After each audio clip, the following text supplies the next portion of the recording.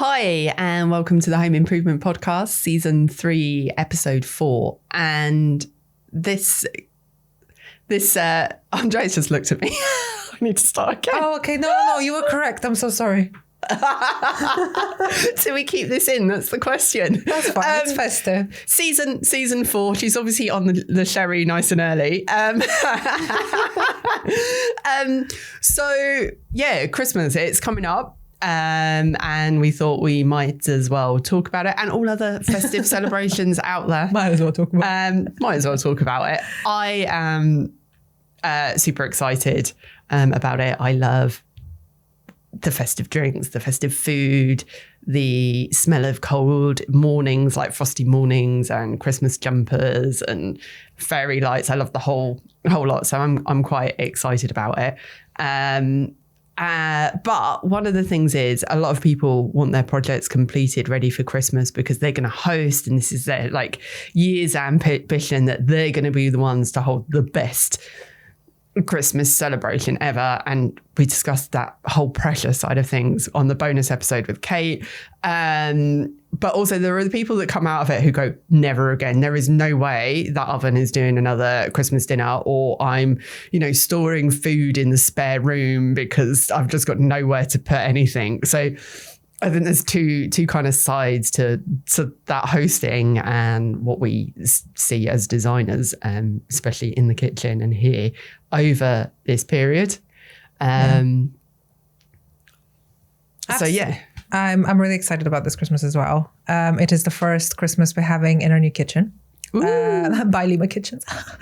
And we're going to be hosting Friendsmas this year, which is the annual celebration with our friends. It's more of a snacky thing, but as we are all sort of reaching a more mature age, we have started introducing more, cooked foods and more dinnerware and possibly glasses. Oh, yeah. My dad got a bit obsessed with it. Got me like 14 wine glasses from Sue Riders. So now I have to serve wine in wine glasses. Can't go with the plastic ones anymore. So yeah, I'm super looking forward to that. I think it's going to be exciting. Just having everyone, having the space to host, like having that new kitchen diner with the social, island where I can just turn to my guests in my Mrs. Christmas outfit and be like, oh, let me give you some mince pies. It will be great. Fresh from the oven? Just warm them up. Yeah, warmed up from the Can you even make them at home? I thought they just come from the shop. Yeah. Yeah. So it should be good. And I'm sure a lot of people feel the same way, that have just gotten their kitchens done now and they're really like preparing for that first big event. Yes, definitely. So I think I've got a big question for you, and I think this was definitely debated a lot in my childhood home. The kitchen, to decorate or not to decorate for Christmas? What do you fall into? Ooh, that is a good question. So, on one side, the side of me that likes clean things says no. That's gross and unsanitary, potentially. On the other hand, I feel like the festive spirit should be felt everywhere. But maybe it just depends on how your rooms are positioned, because if you do have a big kitchen diner, then you can just concentrate most of your tinsel and lights on the diner side of things. And then the kitchen can sort of reflect that. And if your kitchen is separated away, then I don't know. Does it matter? You can do like Christmas tea towels, Christmas hot gloves. How are they called? Oven gloves. Hot gloves. I'm going with that. Just put some stickers on your cabinets. Maybe, those sort of like not adhesive ones, the one that just sort of like... Mm-hmm. One of the things I tend to do is normally with the fairy lights where they start going, because I've had them for like 8 years and the LEDs are starting to go, I kind of like trail them across the tops of the unit. So I have a nice like multicolored glow at the top. That's really nice. That's quite, and twinkly. It's a nice little festive touch. And it also means that at some point in the year, the tops of the units get cleaned. Occasionally. Yeah, it's the thing that you forget about and you think, oh, I'll do that next weekend. Yeah. But yeah, so it gets, start of the year, end of the year for sure. So yeah, a couple of little bits up there. I think that can work quite well without being too overwhelming, especially in a small space. If you've not gone right to the ceiling, yeah, absolutely, that's good. Christmas lights just change everything. You don't really need much else. Yeah, scented candles as well. Yeah.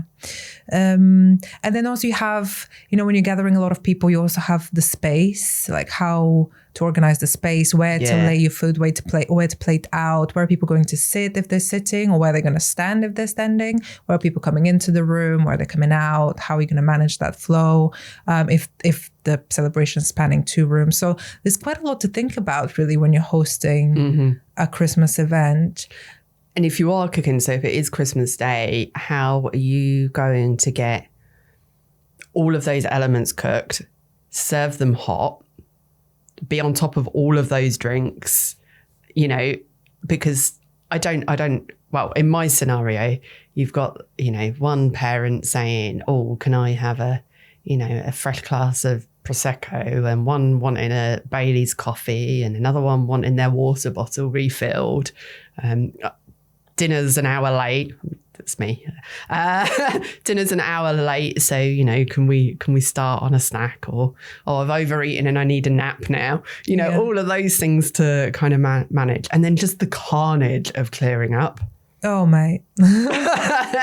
Don't even. So kind of keeping on top of that, I think all of those things when you're hosting, be it a new kitchen where you've kind of considered some of these things, or an older one that you may have inherited and isn't laid out, they're all kind of things you need to manage throughout that time. Yeah. It's a lot of 1-hour cycles on the dishwasher, just like one after the other. Yeah. Yeah. Perhaps just task one person with dishwasher loading and unloading all day. And it's like they don't get a top up of their drink unless they've done their duties. Yeah. That's a good one. Strict rota. Just call from Santa this year if you don't fill up the dishwasher. Yeah. But yeah, maybe like one partner doing the drinks, the other partner doing the food, perhaps. And then I feel like maybe task your guests with a few bits as well. I feel like that brings the whole thing together, because there's nothing worse for me personally, going to some sort of an event that friends are organizing, families are organizing, and we're just like sitting there looking around while I see the host just like losing their minds in the kitchen. And I feel like delegating a few tasks or asking people to bring things over to begin with, just be like, you bring the pigs in blankets and you bring the mince pies or whatever.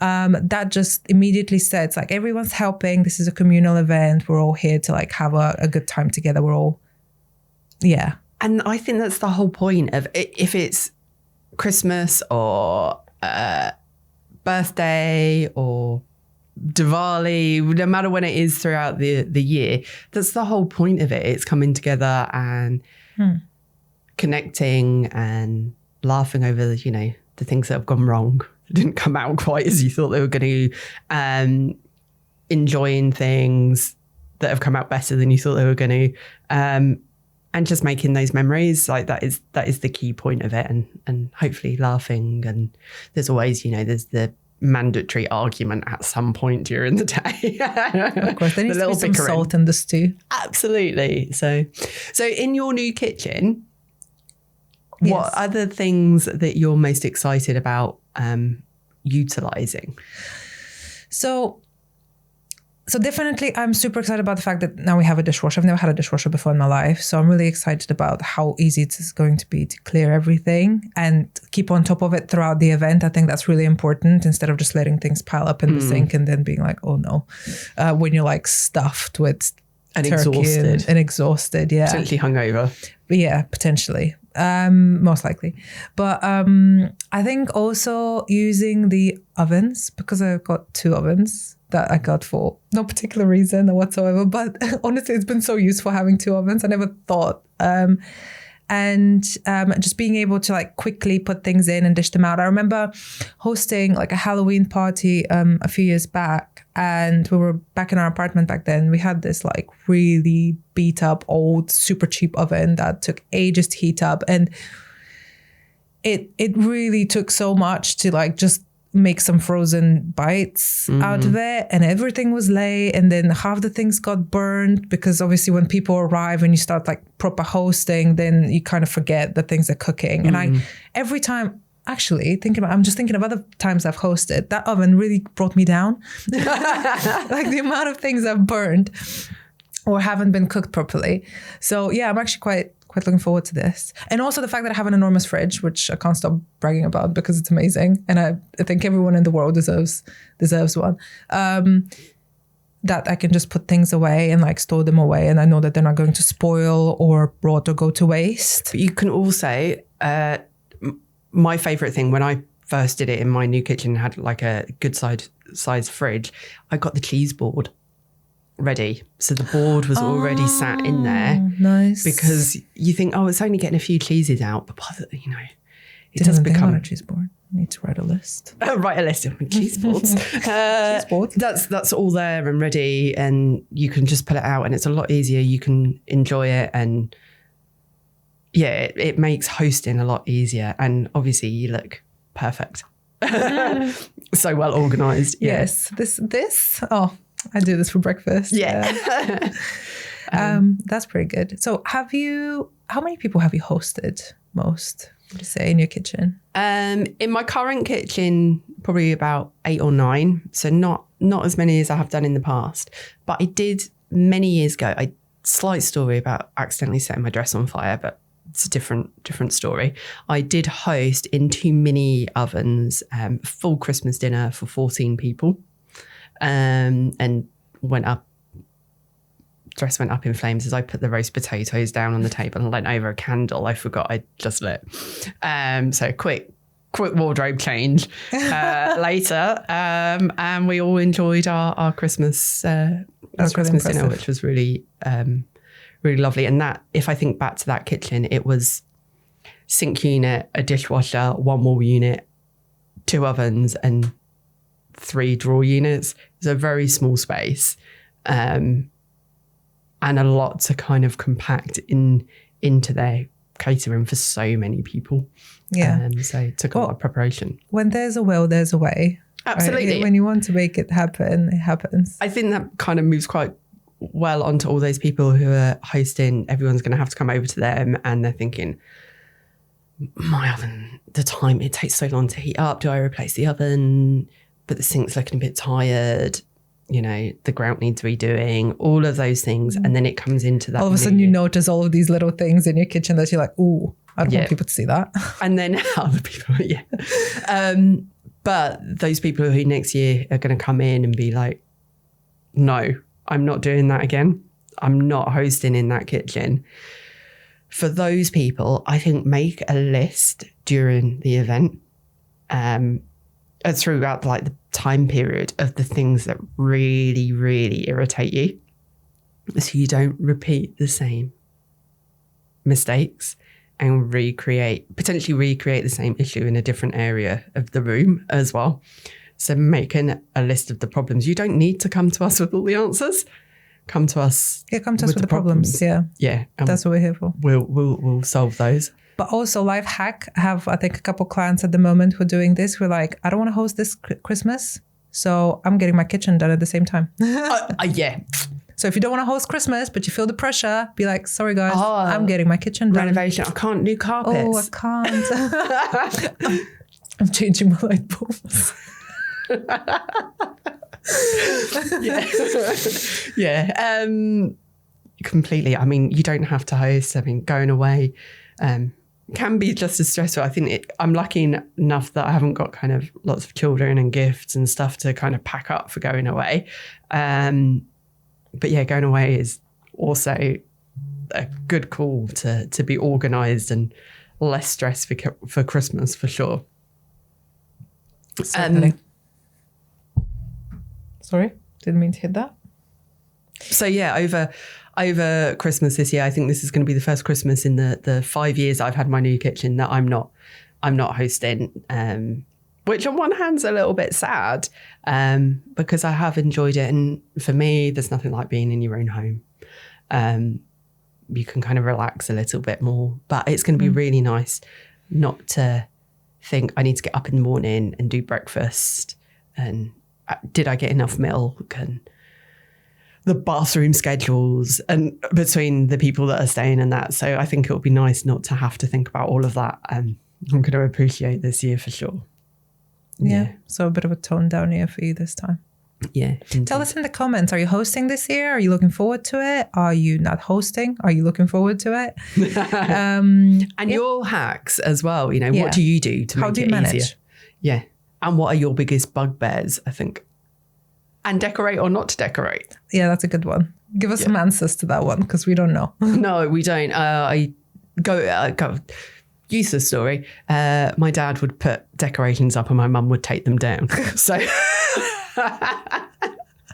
yeah, it's a big thing. It's always been a big thing for me. That's cute. Yeah. I like it. So what else can happen at Christmas? Tinsel. I'm gonna bring tinsel in because you mentioned it earlier.